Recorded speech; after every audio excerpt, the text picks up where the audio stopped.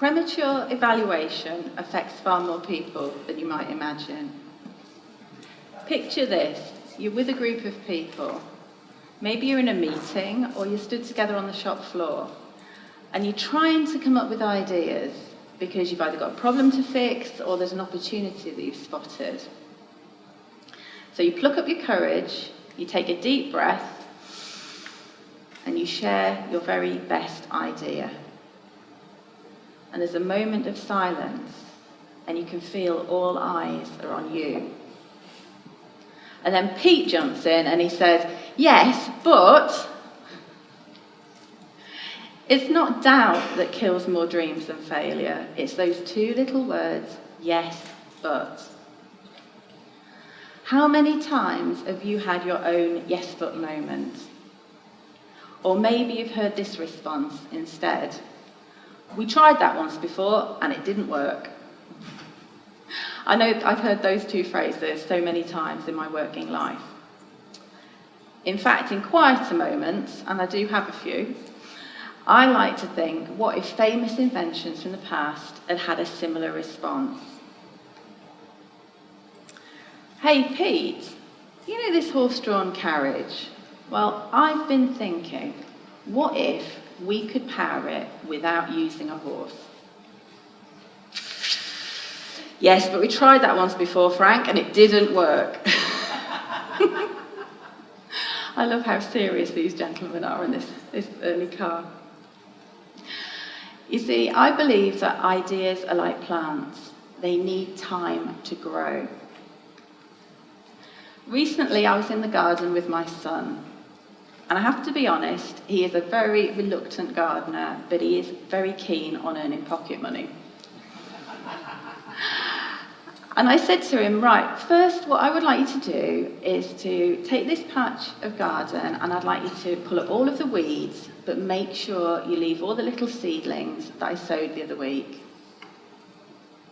And he frowned and he gave me that sort of side eyes look that 12-year-olds give to their parents. And he said, well, which ones are the weeds and which ones are the seeds? And he has a point. When a plant first emerges from the ground, it's very difficult. Their early leaves are not their true leaves. The first leaves that come up are there really to give the plant nourishment till its true leaves can unfurl and it can begin the process of photosynthesis. And these early leaves look very similar across all sorts of different species, which means that when the plant first emerges, it's very difficult to tell apart those plants we might want from those plants we don't want. And it's the same with ideas.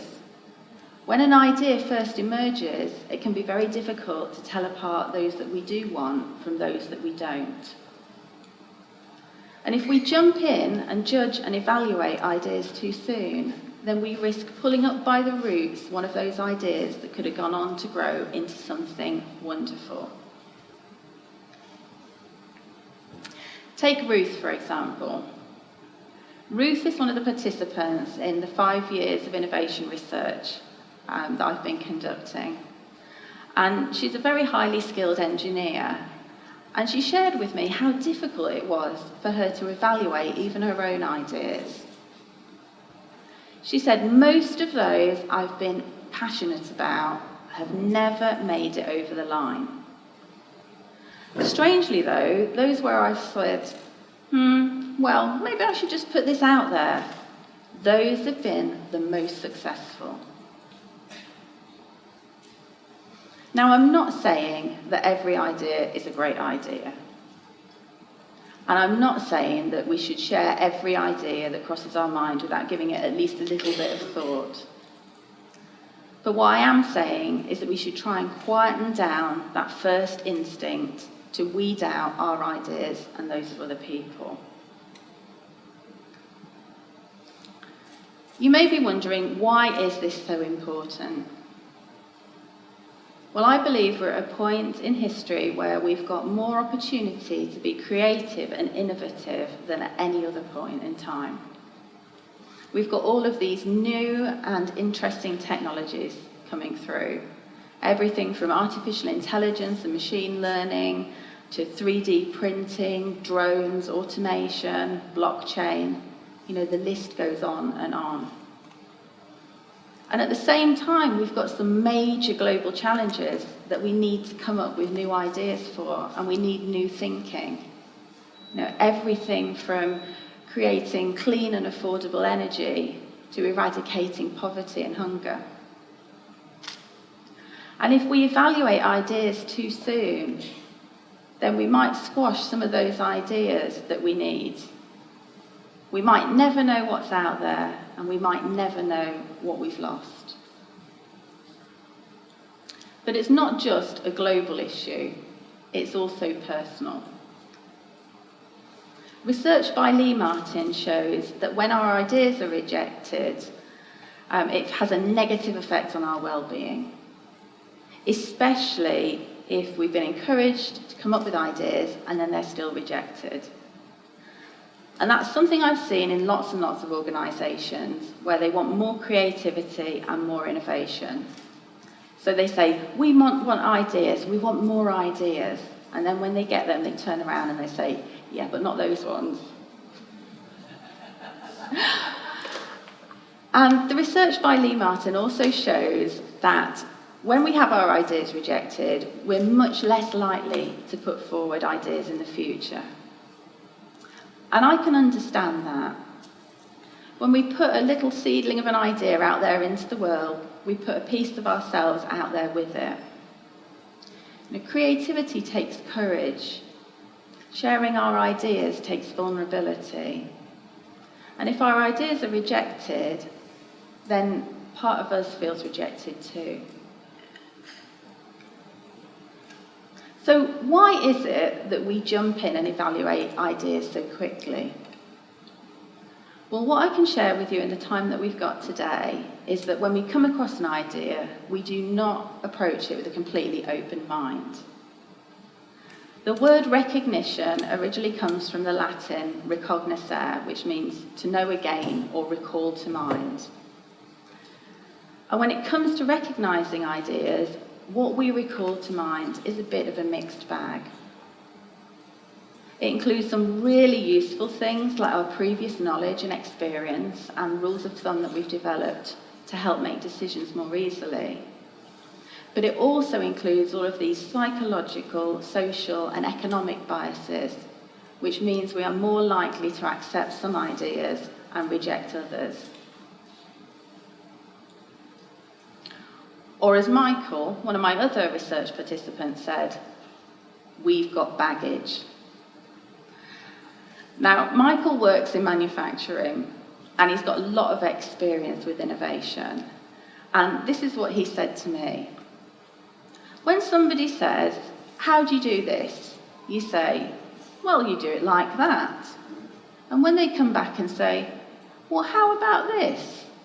Your first response is to say, no, I've already thought about that. But you might not be right to do so. What they're suggesting is 80% similar and 20% different. But your response is based on that 80%. What they've suggested may be genuinely novel and it may have genuine value. But because you think you've seen it before, you say no. You've got baggage. And it's this baggage that causes a lot of the problems. Now, the nearest comparison I can make is to recruitment. Now, this photograph was taken in the early 1990s when I was at the start of my working life, and computer monitors were as deep as they were wide. And don't even get me started on the fashion choices in that photograph. But recruitment practices were also very different. In the intervening time, we've realised that we can't make decisions about who to hire based on gut instinct or our first impressions. And so we've put all these systems and processes in place to make sure that we make fairer decisions and that we don't discriminate. And I believe we need to do a similar thing with creativity and innovation.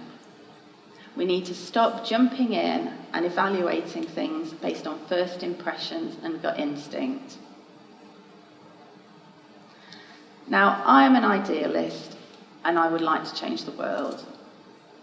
I'm also a realist, and I've been around long enough to know that it's easier to change myself than it is to change everybody else out there in the world. And so I've given this some thought, and here are 3 ways that I think we might be able to change the world together. Ultimately, I would love to live in a world where we give as much attention to the biases and barriers to creativity and innovation as we do to those in recruitment.